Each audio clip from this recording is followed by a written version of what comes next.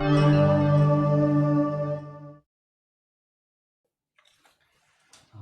주간 잘 지내셨습니까? 지난주 초복이 지났는데 삼계탕 좀 드셨습니까? 건강 관리를 잘 하시고 이럴 때일수록 여러분 몸과 마음을 잘 관리하시면 좋겠습니다. 인류의 역사를 보면 항상 어떤 사상이나 철학이 먼저 일어나고 그 뒤에 어떤 현상이 일어나는 모습을 보게 됩니다.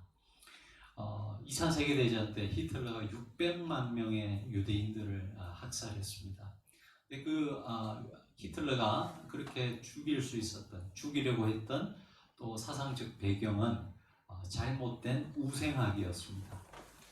즉 인류가 이렇게 진화되는 데 있어서 열등한 개체들은 도태가 되고 아주 우수한 그런 개체들은 계속 더 발전돼 나간다는 이런 우생학이 그 기초가 되었습니다. 그래서 이 인류 역사를 위해서 게르만 민족들은 이 우수한 어떤 DNA를 가졌기 때문에 계속해서 이 역사에서 어떤 주체가 되어야 되고, 반대로 이 유대인들은 인간 그 자체가 열등한 민족이기 때문에 도태시키는 것이 인류 전체의 역사에 도움이 된다는 그런 주장을 하면서 600만 명을 죽였습니다. 여러분, 유대인들만 죽인 것 아니고요, 2차 세계대전 때 독일인들도 많이 죽였습니다. 어떤 독일인을 죽였느냐, 바로 이 장애를 가진 그런 독일인들을요, 그냥 그 대서양 바다에 그냥 죽게 만드는 그런 일들도 많이 있었습니다. 이 모든 것들이 잘못된 이러한 우생학에서 출발했던 것입니다. 그러기에 어떤 사상과 철학을 가졌느냐는 굉장히 중요한 문제입니다. 신앙에 있어서도 어떤 신학을 가졌느냐가 사실은 여러분의 이 신앙 형태를 굉장히 많이 결정짓습니다. 저는 우리 교회가 소속된 이 교단의 신학을 굉장히 좋아하는데요. 보통 우리가 예수교 장로교 예장이라고 그러는데요. 예수교 장로교 통합 측이라고 합니다. 다른 나라의 사람들이 설명하면 아마 못 알아들을 겁니다. 장로교는 장로교지. 장로교 안에 기장이 있고 예장이 있고, 우리나라는 예수와 기독교가 나눠져 있다 그러잖아요. 교파가 다 그렇습니다. 기독교 장로교가 있고 예수교 장로교가 있고, 감리교도 기독교 감리교가 있고요, 예수교 감리교가 있고 웃긴 일이죠. 아무튼 우리 이 장로교단 안에 우리 보면 좀 보수적이다라고 하는 고신이나 합동측이 있고요. 사랑의 교회라든지 대표적으로 사랑의 교회가 있겠죠. 합동측입니다. 조금 보수적입니다. 반면에 기독교 장로교라고 해서 기장이라고 그러죠. 조금 진보적입니다. 진보적인 곳에서는 사회개혁을 많이 이야기합니다. 반면에 보수적일수록 개인에게 초점이 맞춰져 있습니다. 개인의 구원 그리고 개인의 윤리를 많이 강조합니다. 반면에 우리 통합적 신학은 이 보수와 진보의 중간 정도 됩니다. 그래서 좋게 말하면 굉장히 통전적이고 많은 사람들을 품을 수 있고, 신학적으로 좀 부정적으로 이야기하면요, 자기 색깔이 없다라고 그런 이야기들을 많이 하는데, 저는 굉장히 건강하다고 생각합니다. 어느 한쪽에 치우치지 않고 전체를 아우르는 그런 모습들, 그런 신학을 가지고 있습니다. 오늘 본문에 나오는 사건은요, 초대교회에서 처음으로 공식적으로 제기된 어떤 신학적 문제에 대해서 교회가 함께 모여서 결정하는 그런 장면이 나옵니다. 지금까지는 교회 외부로부터 많은 핍박이나 환난을 통해서 외적인 어려움이 있었다면, 지금 오늘 이 15장에서 만나는 문제는 교회 내적인 문제로서 신학적 문제를 논의하고 있는데요. 이 문제에 대해서 초대교회가 어떤 결정을 내리느냐에 따라서 이후에 교회 모습이 완전히 달라질 수 있는 그런 중요한 기로에서 가졌던 교회 회의였습니다. 유대로부터 안디옥으로 내려온 형제들이 구원을 받기 위해서는 할례를 받아야 된다라는 이야기를 합니다. 여기 내려왔다는 표현을 쓰고 있는데요. 위도상으로 보면 안디옥이 예루살렘보다 훨씬 위에입니다. 하지만 내려왔다라고 표현하는 것은 이 예루살렘의 그 고도가 800m로 굉장히 높기 때문에 이 내려갔다는 표현을 쓰고 있습니다. 여러분 그 강도 만난 선한 사마리아에 비유해서 강도 만난 사람이 예루살렘에서 여리고로 내려가다가 이렇게 이야기하잖아요. 예루살렘이 고도가 높기 때문에 그렇습니다. 자, 이 유대로부터 온 형제들이 구원을 받기 위해서는 할례를 받아야 된다는 이야기를 합니다. 이런 그들의 주장에 대해서 바울과 바나바는 그렇지 않다고 하면서 이 바울과 바나바 그리고 유대로부터 내려온 이 형제들 사이에 굉장한 신학적 논쟁이 있었던 것 같습니다. 이 두 사이에 결론을 못 내렸어요. 그래서 이 안디옥 교회는 결국 이 사람들을 이 원래 예수님의 출생지였던 이 예루살렘으로 보내서 사도들로 하여금 이 문제를 해결해 달라고 하여서 사람들을 보내게 됩니다. 예루살렘으로 내려갔는데 여기에서도 사도들 사이에 많은 논의가 있었던 것 같습니다. 그러면서 결론을 내리지 못하자 이렇게 되자 초대교회의 리더격인 이 베드로가 일어나서 말합니다. 베드로가 말한 부분이 7절에서 오늘 11절까지 나오고 있습니다. 핵심 요약은 유대 이방인들에게도 하나님께서 성령을 주신 사건을 언급하면서 우리 인간이 구원받기 위해서는 예수님을 믿음으로 구원받는 것이 할례를 통하여서 구원받는 것이 아니다라는 이야기를 합니다. 우리가 이 베드로의 주장 가운데 조금 특이한 것은 10절의 말씀인데요. 제가 한번 읽어드리겠습니다. 그런데 지금 너희가 어찌하여 하나님을 시험하여 우리 조상과 우리도 능히 매지 못하던 멍에를 제자들의 목에 두려느냐. 무엇에 대한 책망이죠? 율법주의자들에 대한 책망이죠. 여기 보시면 우리 조상과 우리도 능히 매지 못하던 멍에를 제자들의 목에 두렸느냐라고 하면서 율법주의자들을 책망하고 있습니다. 무슨 말입니까, 여러분? 율법을 생명처럼 생각했던 유대인들조차도 이 율법을 지키는 것이 하나의 멍에였다는 거예요. 율법을 지키지만 그 유대인들도 그것을 굉장히 힘들어했다라는 것이죠. 율법적 삶을 살아가는 사람들의 공통적 특징이 있다면 바로 남을 정죄하는 모습을 굉장히 많이 가지고 있습니다. 법을 강조하는 사람들이 다 그렇잖아요. 여러분, 법을 지키지 않는 사람들을 굉장히 정죄하죠. 왜 그럴까요? 그 내면의 깊은 곳에는 이런 마음이 있는 것 같아요. 이 무거운 걸, 이 힘든 것을 왜 우리만 지켜야 되느냐? 왜 우리만 짊어져야 되느냐? 너희는 왜 안 지키느냐? 왜 안 짊어지느냐? 그런 마음이 있는 것 같습니다. 여러분 가만히 한번 생각해 보시기 바랍니다. 자기가 지기 힘든 것이라면 남에게도 강요하면 안 되는 건 아닙니까? 어떻습니까? 여러분에게 한번 물어보겠습니다. 여러분 예수님을 믿는 것, 교회 다니는 것이 기쁩니까? 아니면 괴롭습니까? 저는 종종 제 자신에게 정말 진지하게 한번 묻습니다. 예수 믿는 것이 진정 기쁜 일인가? 만약에 여러분 사실은 이 기독교 신앙을 따라 살아가는 것이 괴로운데 제가 목사이기 때문에 먹고 살기 위해서 어쩔 수 없이 여러분의 신앙을 강조한다면 그것은 여러분에게도 그렇고 제 자신에게도 그렇고 못할 짓이 아닌가. 그게 진실된 모습이 아닌가 생각이 됩니다. 여러분 기독교 신앙을 따라 살아가는 것, 신앙생활을 하는 것이 여러분에게 괴로움만 전해주는 것이라면 여러분 그 신앙을 강요하는 제 입장은 여러분 진짜 양심이 있는 사람이라면 여러분 솔직하게 이야기해야 된다는 것입니다.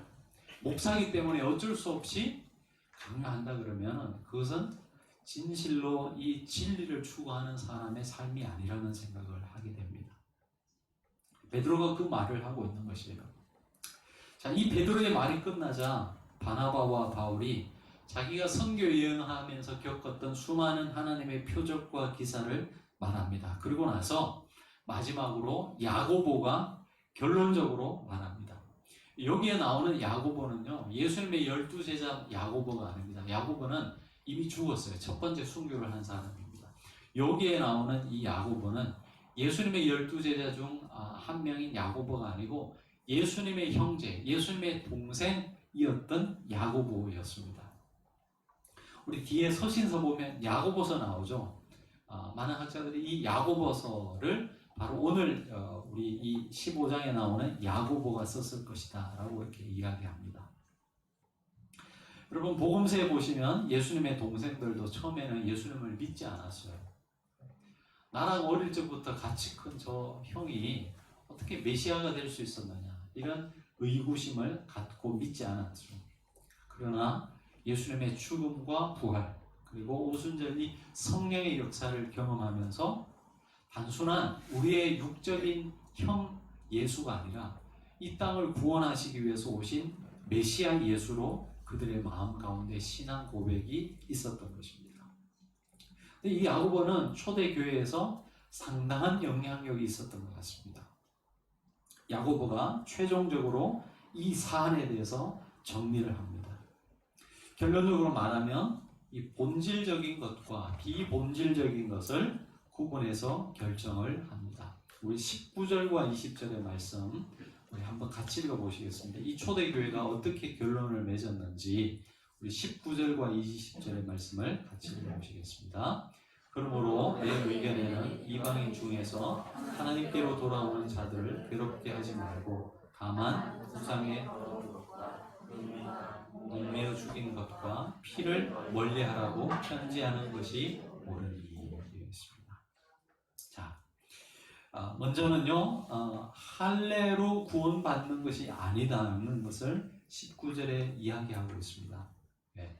19절의 말씀은 할례로 구원받지 못한다라는, 할례를 해야지 구원받는다라는 것에 대한 그것은 우리가 용납할 수 없다, 우리가 인정할 수 없다라는 의미를 포함하고 있습니다. 그러면서 이제 나머지 것들에 대한 이야기를 하는데요. 자, 먼저 할례로 구원받는 것이 아니다라는 것을 말하는데 이 결정이 가지는 의미가 무엇이겠습니까? 바로 이 복음의 순수성을 지킬 수 있었다는 것입니다. 만약에 인간이 구원받기 위해서 예수님을 믿어야 하지만 그와 더불어 할례도 받아야 된다 그러면 어떤 결과가 초래되겠습니까?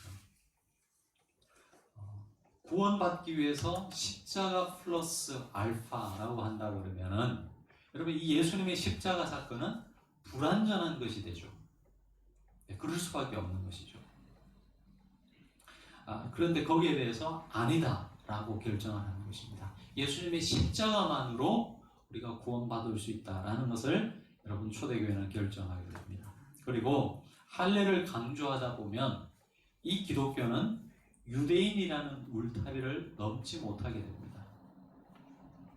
기독교는 인류를 위한 종교가 아니라 다시 유대인을 위한 종교가 되고 마는 것이죠.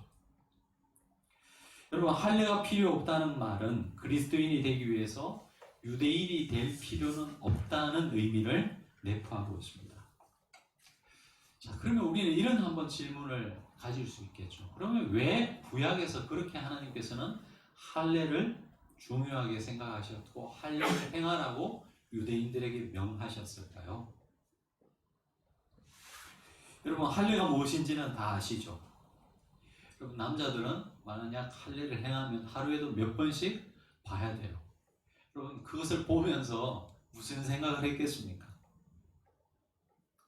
아마도 유대인들은 자신들의 정체성에 대한 생각들을 했을 것입니다.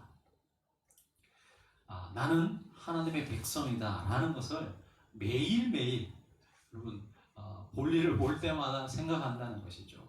아마 그런 의미에서 이 할례를 행하였을 것이다. 행하라고 하셨을 것이다. 우리가 짐작해 볼 수 있습니다. 자, 이 할례는 구원받은 증표로서 하나님께서 우리에게 주신 것이지 구원의 조건으로 주신 것이 아니었습니다. 그래서 여러분 로마서나 갈라디아서 같은 곳에 보면 사도 바울이 뭐라고 하고 있습니까? 이 할례를 언제 주셨느냐 묻고 있습니다.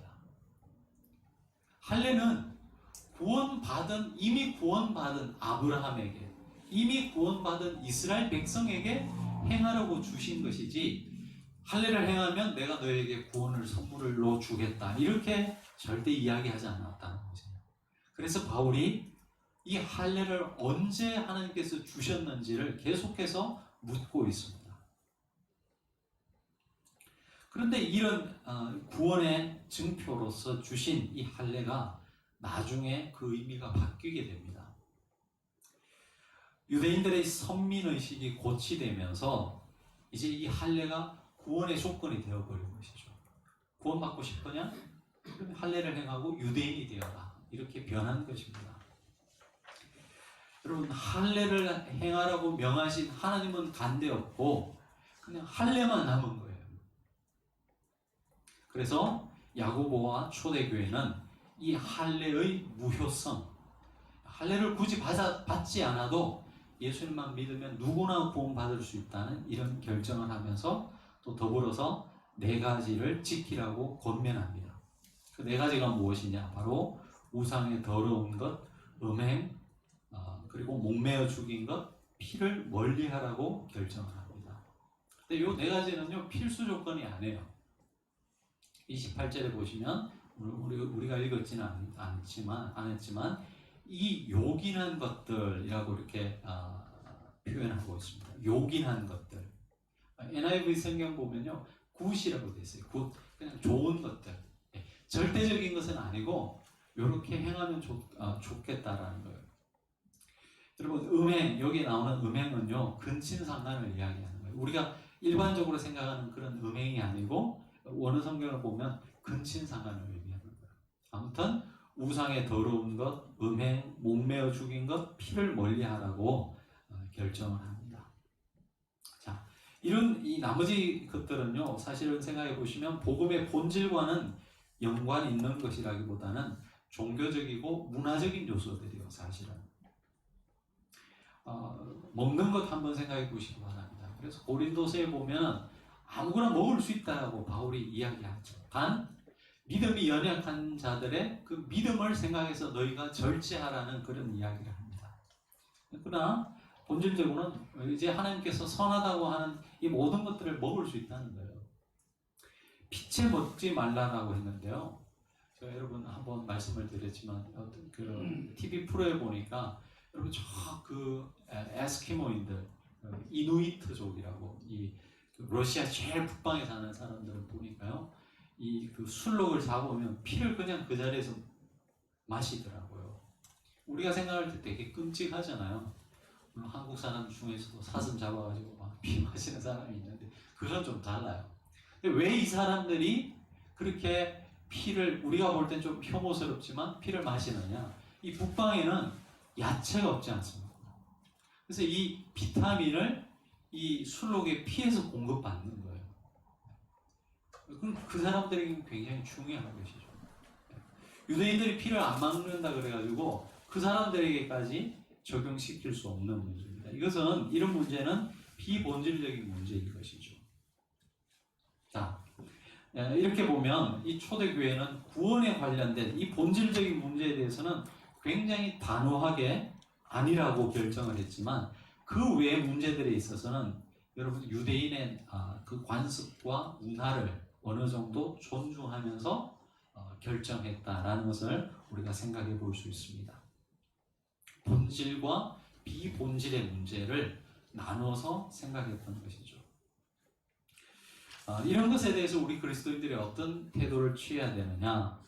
여러분 우리가 본질의 문제에 대해서는 양보할 수 없죠. 하지만 비본질적인 문제들에 대해서는 우리가 열린 마음을 갖고 언제든지 대화를 통해서 새로운 어떤 결정들을 해나갈 수 있을 것입니다.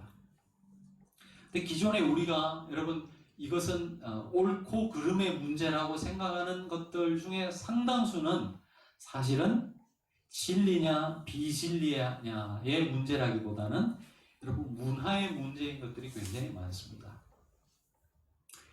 여러분 연세 드신 어르신과 청년이 만났어요. 누가 먼저 인사해야 됩니까? 네?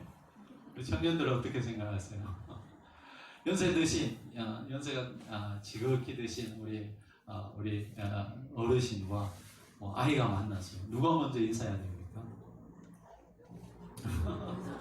왔어요. 먼저 본 사람이 인사하면 되는 거예요. 근데 우리 의식 속에는 어른이 먼저 인사하는 것이 아니라 젊은 사람이 먼저 인사해야 된다고 하지만 사실은 그건요 문화적인 거예요. 우리 어르신들 속상해 하실지 모르겠지만 네, 문화적인 거죠. 미국 애들은 다 아빠도 유고 네? 어른들도 유잖아요. 영어로 유라고 하니까 뭐 있어 보이지만 우리나라 말로 말하면 뭐예요? 너라는 말이잖아요. 우리가 볼 때는 상놈들이죠. 미국 애들은 상놈들이죠.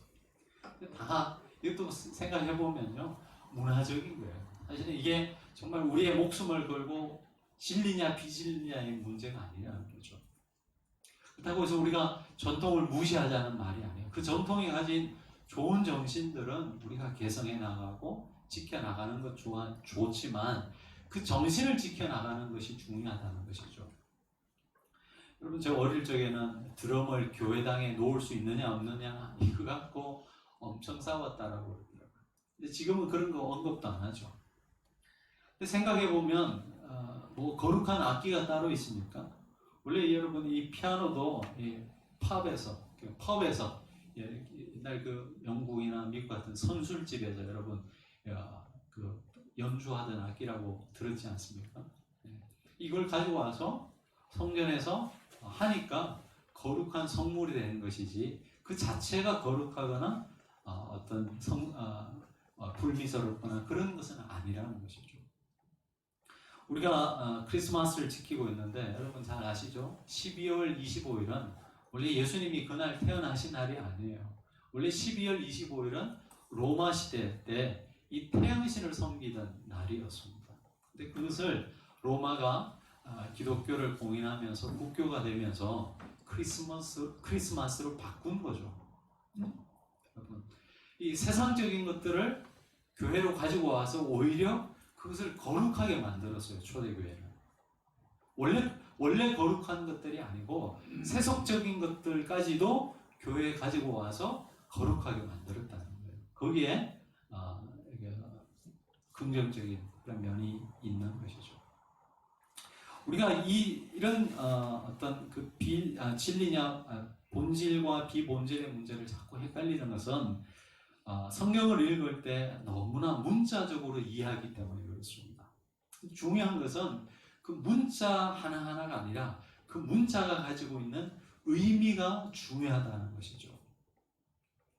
예수님께서 말씀하셨습니다. 일하는 소에 마음을 씌우지 말라는 그런 말씀을 하시면서 이것은 무슨 의미냐면 말씀을 전하는 사역자가 여러분 그 세속적 일을 하지 않고 성도들이 내는 그런 헌금에 의해서 풀타임으로 사역하는 것이 좋다라고 이야기한 것이에요. 왜냐? 그만큼 복음이 소중하고 그 복음을 전하기 위해서 어떤 구별된 사람들은 그것만 매진할 수 있는 그런 기회들을 제공한 것이죠. 그래서 복음이 속히 많은 사람들에게 증거되는 그 일의 효과적인 그런 방법으로서 그렇게 이야기한 것입니다. 반면에 여러분 사도 바울은 예수님의 그 말씀을 순종하지 않죠. 어떻게 합니까? 자기가 텐트를 만들어가면서 자기가 스스로 돈을 벌면서 선교 여행을 했습니다. 그러면 바울이 예수님의 말씀을 어긴 것입니까?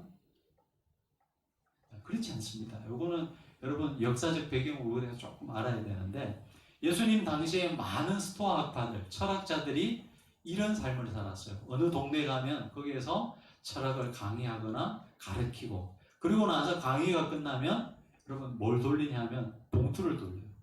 그러면 거기에 그 사람들이 돈을 넣습니다.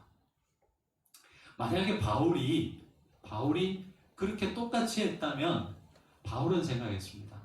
내가 전하는 이 복음이 철학자들이 말하는 저 철학과 그 받는 사람들 입장에서는 똑같이 생각할 것이다 라는 생각을 한 것이죠. 그래서 예수님은 비록 그것을 허용하셨지만 복음을 위해서 스스로가 절제하고 오히려 자기가 일하면서 돈을 벌면서 그렇게 선교했던 것입니다. 그러니까 이 바울조차도 예수님의 말씀을 문자적으로 지키려고 했던 것이 아니라 예수님이 왜 그 말씀을 하셨는지에 대한 그 정신을 살려내고 있었던 것이죠.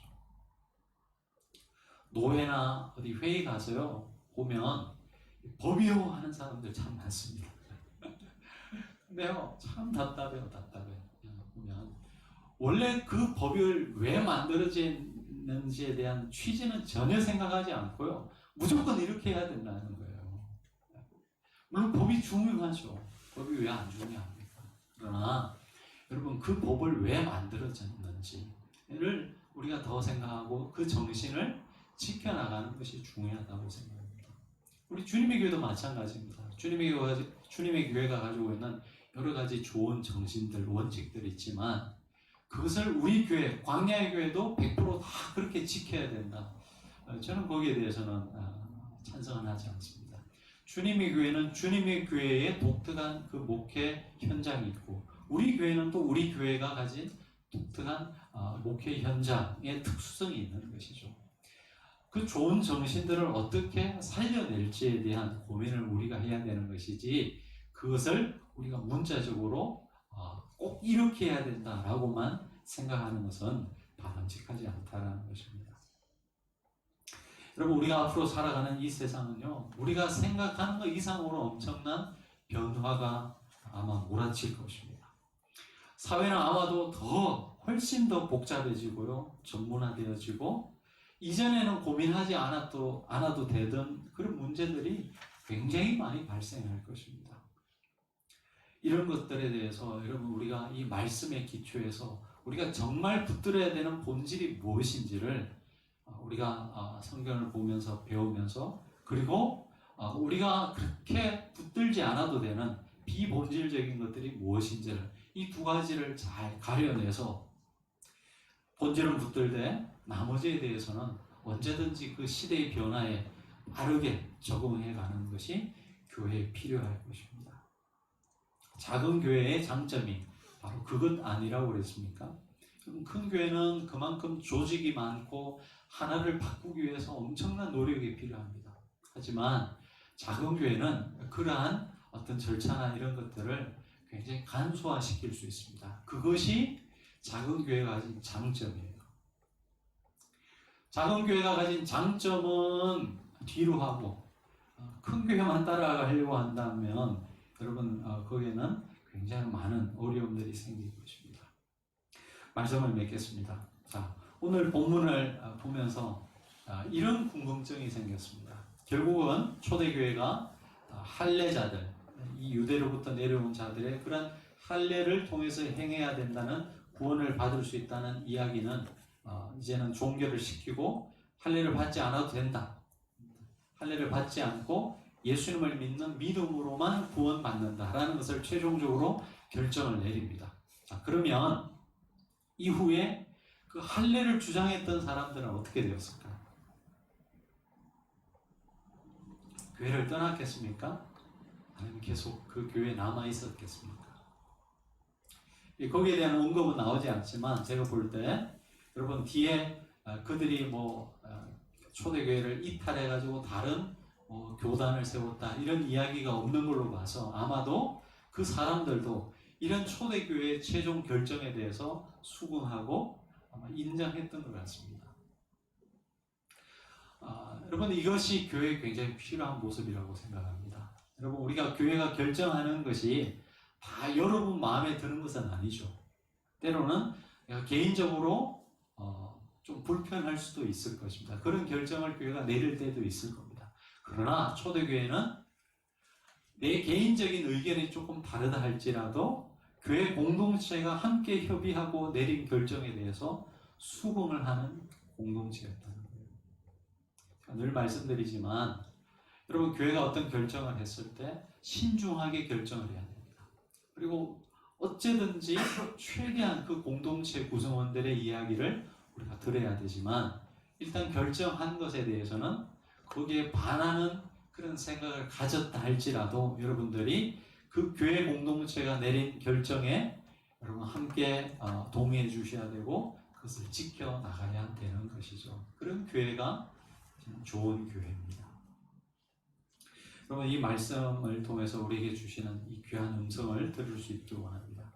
우리에게 주신 이 본질, 말씀의 근본이 무엇인지를 여러분 생각하시고, 그리고 우리가 삶에서 비본질적인 것들, 우리가 얼마든지 예스 할 수도 있고 노 할 수도 있는 것들이 무엇인지를 잘 분별하셔야 되고, 이러한 분별력을 갖고 변화한 시대에 우리가 대처해 나간다면 이 광야의 교회를 통해서 또 하나님께서 놀라운 일들을 행하실 줄로 믿습니다. 기도하시겠습니다.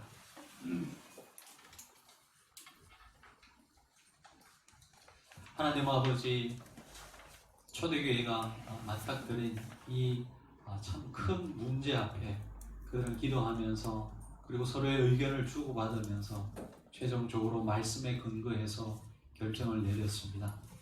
하나님, 우리에게도 이 지혜를 허락해 주옵소서. 변화하는 시대 속에서 이전에는 고민하지 않아도 되었던 문제들, 하나님, 너무나 우리가 고민해야 될 것들이 많은 그런 시대를 살고 있습니다. 성령 하나님, 우리에게 지혜를 허락해 주셔서 정말 우리가 변치 않고 끝까지 간직해야 될 것이 무엇인지, 그리고 이 시대의 변화에 따라서 우리가 수용할 수 있는 것들이 무엇인지를 잘 분별할 수 있는 그런 지혜를 저희들에게 허락해 주셔서 변화하는 이 시대 속에서 하나님, 이 광야의 교회가 그 시대의 흐름에 뒤처지지 않고 이 변화하는 시대 속에서도 복음의 생명력을 전하는 그러한 교회로서의 역할을 감당할 수 있게 도와주옵소서. 예수님 이름으로 기도드립니다.